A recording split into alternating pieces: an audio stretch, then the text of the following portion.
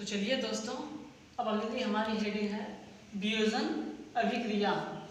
संयोजन अभिक्रिया तो बता दिए, अब हमारी क्या है वियोजन अभिक्रिया, या उसको अपघटन अभिक्रिया भी कहते हैं। तो सबसे पहले इसकी डेफिनेशन सुन लें कि क्या होता है।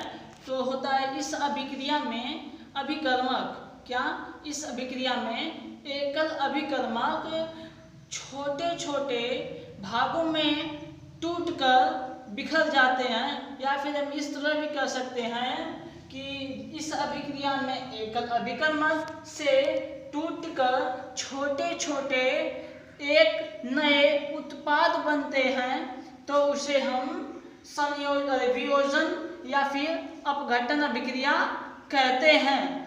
तो देखिए कैसे, जैसे हम FeSO4 ले लिए, यानी कि फेरस सल्फेट को उष्मा यानी कि हीट गर्म करते हैं तो हमको क्या मिलता है Fe2O3 यानी कि फेरस ऑक्साइड मिलता है, तथा सल्फर डाई ऑक्साइड मिलता है और सल्फर ट्राई ऑक्साइड हमको मिलती है। तो हमारी क्या है, पहले डेफिनेशन सुन लीजिए क्या कह रहा है, क्या क्या मिलेगा कि जब रासायनिक अभिक्रिया, जब अभिक्रिया यानी कि इस अभिक्रिया में एकल अभिकर्मक से क्रिया कराने के बाद हमको छोटे छोटे भागों में टूटकर नए नए उत्पाद मिलेंगे। देखिए यहाँ भी टूटा है, यहाँ भी टूटा है, यहाँ भी टूटकर एक नया पदार्थ मिलता है। जैसे देखिए यहाँ पर फेरस ऑक्साइड है, यहाँ पर सल्फर डाई ऑक्साइड है और यहाँ पर सल्फर ट्राई ऑक्साइड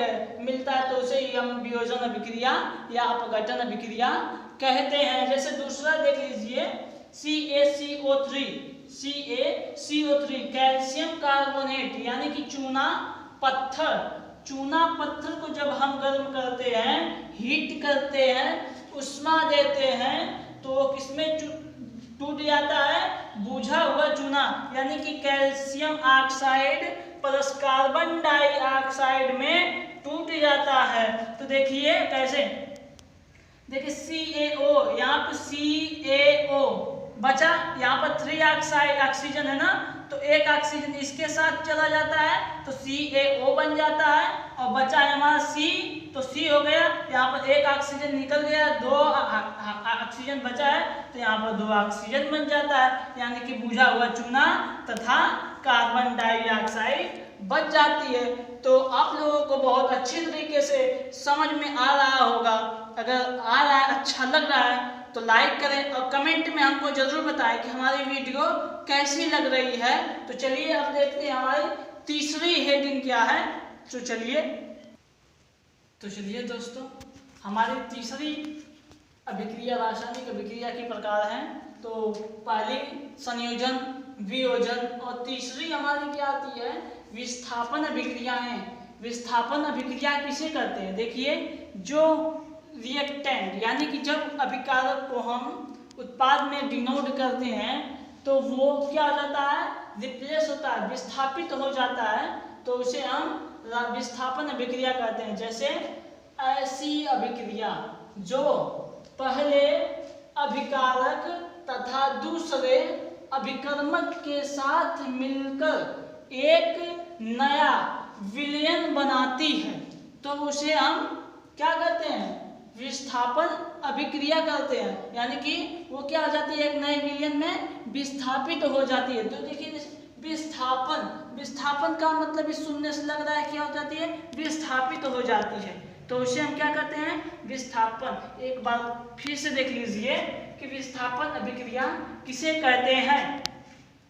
ऐसी अभिक्रिया जो पहले, ऐसी अभिक्रिया जो पहले क्या होती है अभिकारक तथा दूसरे अभिकर्मक के साथ मिलने के बाद एक नए विलयन का निर्माण करती है या उत्पाद का निर्माण करती है, तो उसे विस्थापन अभिक्रिया कहते हैं। तो जैसे देखिए एग्जाम्पल हमारा क्या है, Fe यानी कि आयरन।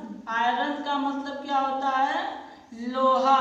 आप लोग लोहा देखे होंगे, उसको केमिस्ट्री में कहते हैं आयरन यानी कि लोहा, प्लस कॉपर सल्फेट SO4 की उपस्थिति में हम इसको गर्म करते हैं, यानी कि आयरन को, लोहा को कॉपर सल्फेट की उपस्थिति में गर्म करते हैं। तो ये देखिए हमारा पॉजिटिव होता है और ये निगेटिव होता है।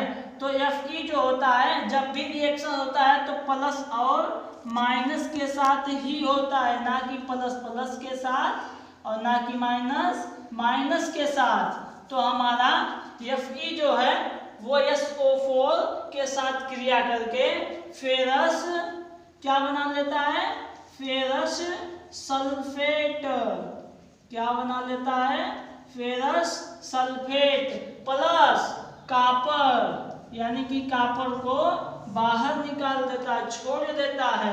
तो हमारा क्या बन गया, आयरन प्लस कॉपर सल्फेट के साथ क्रिया करने के बाद फेरस सल्फेट तथा कॉपर का निर्माण होता है, तो उसे हम विस्थापन अभिक्रिया कहते हैं। तो चलिए अब हमारी चौथी हेडिंग है द्विविस्थापन अभिक्रिया। तो देखिए द्विविस्थापन अभिक्रिया किसे कहते हैं, आप लोगों को एकदम अच्छी तरीके से समझ में आ रहा होगा, तो कमेंट में जरूर अपनी राय दें। तो चलिए दोस्तों, अब हमारी चौथी और लास्ट इसमें हेडिंग है कि द्विविस्थापन अभिक्रिया। द्विविस्थापन अभिक्रिया किसे कहते हैं, वे अभिक्रिया जिसे किसे कहते हैं कि वे अभिक्रिया जिसमें अभिकारकों के बीच, वे अभिक्रिया जिसमें अभिकारकों के बीच आयनों का आदान प्रदान होता है, उसे हम द्विविस्थापन अभिक्रिया कहते हैं। देखो आयन क्या होता है, आप लोग आयन क्या होता है, आयन क्या होता है, जो हमारा प्लस और माइनस चार्ज होता है, जो हमारा प्लस और माइनस का चार्ज होता है वही हमारा आयन कहलाता है। तो फिर से देख लीजिए एक बार कि वे अभिक्रिया, अगर डिफिनेशन एक बार सुन लेंगे, अच्छे तरीके से समझ लेंगे, तो आप रिएक्शन बहुत ही आसानी से कर लेंगे। तो देखिए वे अभिक्रियाएं जिसमें अभिकारकों के बीच, वे अभिक्रियाएं जिसमें अभिकारकों के बीच आयनों का आदान प्रदान होता है, तो उसे हम द्विविस्थापन अभिक्रिया कहते हैं। तो जैसे देखिए सोडियम सल्फेट को हमने ले लिया, सोडियम सल्फेट को बेरियम क्लोराइड के साथ गर्म किया, तो गर्म करने के बाद बेरियम सल्फेट और सोडियम क्लोराइड बन गया, यानी कि इसमें देखिए सोडियम सल्फेट यानी कि NaSO4 plus barium chloride BaCl2 की उपस्थिति में गर्म किए, तो हमारा बेरियम सल्फेट यानी कि BaSO4 प्लस सोडियम क्लोराइड, ये 2 हम बैलेंस करने के लिए लगाए हैं, क्योंकि देखिए यहाँ पर Cl2 यानी कि 2 है, इसलिए हमने सोडियम क्लोराइड को लगाया। तो अब देखिए हमारी, जैसे कहें हम आपको आयनों का आदान प्रदान होता है, तो जैसे देखिए बेरियम सल्फेट में देख लीजिए, BaSO4 में देख लीजिए, Ba में बेरियम में +2 आयन होता है, जबकि सल्फेट में क्या होता है, -2 चार्ज होता है। ये 2 आयन अपना बाहर निकालता है और वो 2 आयन अपना एडजस्ट करता है, ग्रहण करता है, तो इसलिए इसमें आयनों का आदान प्रदान होता है। तो यही हमारा द्विविस्थापन अभिक्रियाएं कहलाती हैं। तो चलिए अब ये तो खत्म हो गया रासायनिक अभिक्रिया किसे कहते हैं, कितने प्रकार की होती हैं, आप लोगों को बहुत अच्छी तरीके से समझ में आ गया होगा। तो चलिए अब अगली हेडिंग देखते हैं कि क्या है। चलिए दोस्तों, अब हमारा नई हेडिंग है अपचयन तथा उपचयन। देखिए अपचयन तथा उपचयन में बहुत ज़्यादा लोग कंफ्यूज रहते हैं कि अपचयन किसे कहते हैं तथा उपचयन किसे कहते हैं। तो चलिए हम आपको अपचयन तथा उपचयन बहुत ही आसानी तरीके से हम आपको समझा रहे हैं, ताकि अगर एक बार आप आसानी तरीके से समझ गए, हमारी वीडियो देख लिए, तो आपको हमेशा के लिए आपकी कंफ्यूजन क्या हो जाएगी, दूर हो जाएगी। तो चलिए देखिए, अपचयन तथा उपचयन किसे कहते हैं, ये हमेशा पूछता है। अपचयन तथा उपचयन किसे कहते हैं, इसमें क्या अंतर होता है, तो हम चलिए आपको बता रहे हैं कि जब किसी भी रासायनिक अभिक्रिया में जब किसी भी रासायनिक अभिक्रिया में ऑक्सीजन का ह्रास होता है, जब किसी भी रासायनिक अभिक्रिया में ऑक्सीजन की कमी होती है, क्या होती है, जब ऑक्सीजन की कमी हो जाए तो उसे हम अपचयन कहते हैं। जबकि जब किसी भी रासायनिक अभिक्रिया में ऑक्सीजन की कमी हो जाए या ह्रास हो जाए तो उसे अपचयन कहेंगे, और जब वृद्धि हो जाए तो उसे उपचयन कहेंगे। आप लोगों को समझ में आ रहा है ना? तो देखिए फिर से एक बार कि जब किसी भी रासायनिक अभिक्रिया में, देखिए डेफिनेशन भी हम लिख दिए हैं आप लोगों को समझने के लिए, कि जब किसी भी रासायनिक अभिक्रिया में ऑक्सीजन का ह्रास होता है यानी कि कमी होती है तो उसे अपचयन कहते हैं, तथा जब वृद्धि होती है तो उसे उपचयन कहते हैं। तो जैसे हम रिएक्शन के तौर पर देख लीजिए कैसे हो रहा है, तो देखिए हम आपको दिखा भी दे रहे हैं कि कॉपर ऑक्साइड यानी CuO की उपस्थिति में CuO तथा हाइड्रोजन की उपस्थिति में गर्म कर रहे हैं तो Cu+H2O निकल रहा है। तो देखिए कैसे ऑक्सीजन का ह्रास हुआ कॉपर के साथ और हाइड्रोजन के साथ कैसे वृद्धि हुई, यानी कि कैसे अपचयन हुआ और कैसे उपचयन हुआ। हम आपको बताएं जब ऑक्सीजन की कमी होगी, क्या होगी, कमी होगी, ह्रास होगा तो वहां पर अपचयन होगा। तो देखिए CuO पहले तो कॉपर ऑक्सीजन के साथ था, लेकिन अभिक्रिया यानी कि हाइड्रोजन के साथ अभिक्रिया कराने के बाद कॉपर ऑक्सीजन को क्या कर दिया, छूट गया यानी कि छोड़ दिया। यहाँ पर क्या हो गया, ह्रास हुआ।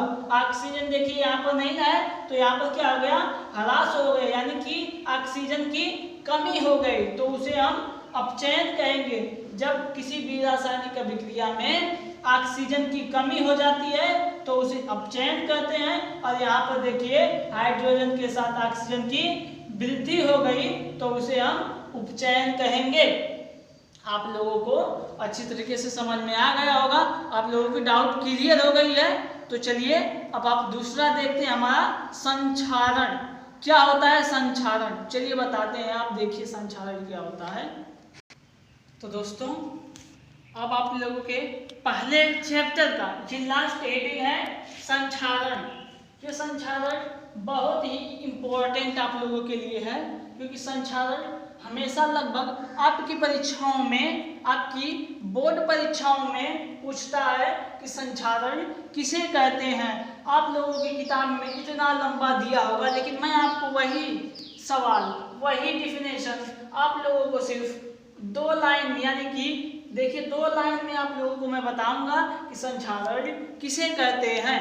तो देखिए संक्षारण किस, जैसे में देखिए आप लोगों ने देखा होगा सरिया, सरिया का नाम सुना होगा, जो छत में लगाई जाती है सरिया, सीक जिसको कहते हैं। जब नहीं रहती है तो उसमें चमकदार होती है, वो चमकती है, तो उसको कुछ दिन के बाद, कुछ समय के बाद उसमें धीरे धीरे आप लोग देखते हैं कि जंग लगने लगती है। क्या लगने लगती है, जंग लगने लगती है, तो उसे हम क्या कहते हैं, संक्षारण कहते हैं। तो देखिए इसमें जिस प्रकार से, जैसे चांदी को ले लीजिए, चांदी में भी आप लोगों ने देखा होगा परत, परत नहीं देखा होगा आप लोगों ने, लेकिन चांदी में भी क्या होती है, परत पड़ जाती है।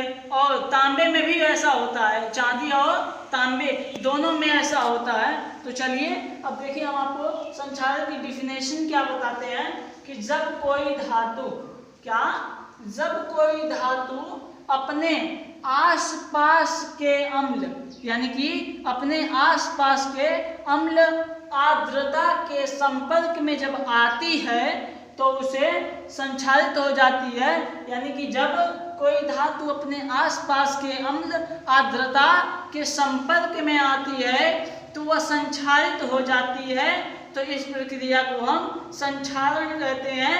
जैसे मैं आपको बताया हूँ कि लोहा मान लीजिए है, उसको बाहर रख दिए, नया लोहा लेकर आए, राड लेकर आए, वो नया है, चमक रहा है, उसको कुछ दिन बाहर रख दिए, बारिश हुई, बारिश के बाद उसमें धीरे धीरे जंग लगने लगते हैं। यही जंग लगने की प्रक्रिया को हम संक्षारण कहते हैं। जैसे देखिए एग्जाम्पल में, चांदी के ऊपर क्या होती है, काली परत एक जम जाती है। आप लोगों ने देखा होगा कि चांदी के सामान ले लिए तो उसमें धीरे धीरे कालिक जमने लगती है। क्या कालिक जमने लगती है। तो वही परत हमारी क्या होती है, चांदी के ऊपर काली परत तथा तांबे के ऊपर हरी परत हो जाती है। यानी कि तांबा देखते कुछ दिनों के बाद धीरे धीरे हल्का हरा दिखाई देने लगता है।